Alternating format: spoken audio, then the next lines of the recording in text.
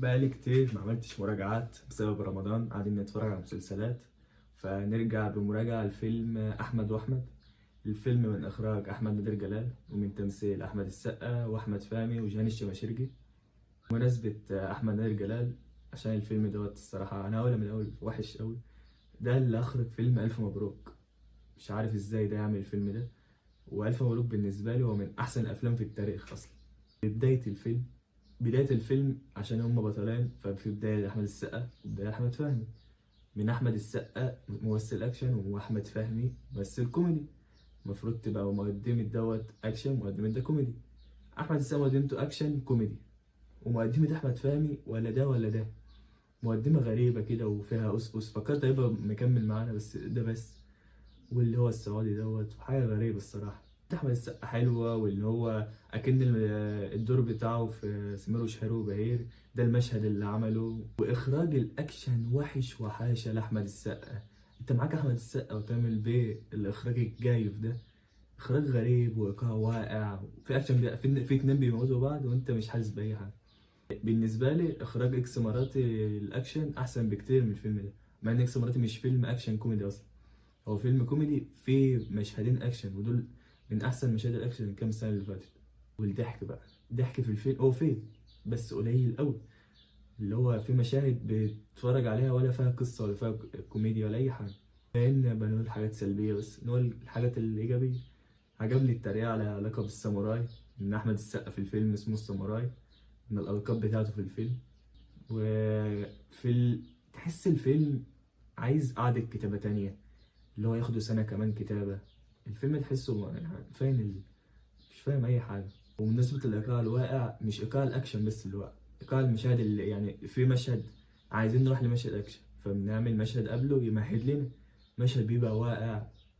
وبيقدم الأكشن بيبقى واقع. أحمد فهمي ضحكني في مشهدين. مشهد مكتوب، مش هو اللي بيضحك. ففي مشهد اتكتب حلو فبيضحكني، في مشهد هو السبب فيه. وإن هو تقريبا أول واحد في السينما المصرية صبع، وده حاجة الصراحة ينولها شرف، زي ما نور الشريف نال شرف أول كلمة يا ولاد الكلب. بقى على بيرسونة أحمد فهمي.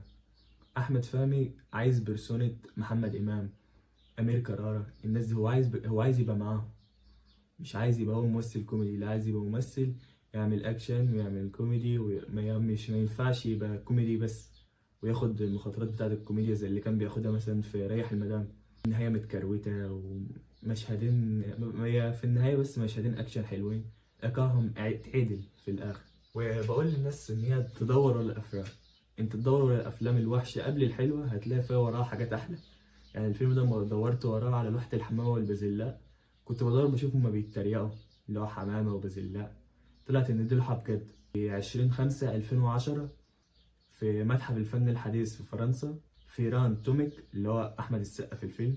الإنذار بقاله كام أسبوع مش شغال في المتحف. دخل كسر قفل البوابة، وساعتها كان في 3 حراس ما خدوش بالهم منه، وكسر الشباك واتقبض عليه في 2011. واتقبض على عصابة وكان في شريك ليهم نتان بيرن، هو اللي سرق معاهم. وبيقول إن هو ساعتها اتخض وقام رمى اللوحة في الزبالة وقطعها. المفروض الكتاب أما شافوا القصة ديت فقالوا نخلي أحمد السقا هو اللي سرقها وهو اللي باعها والناس ما تعرفش.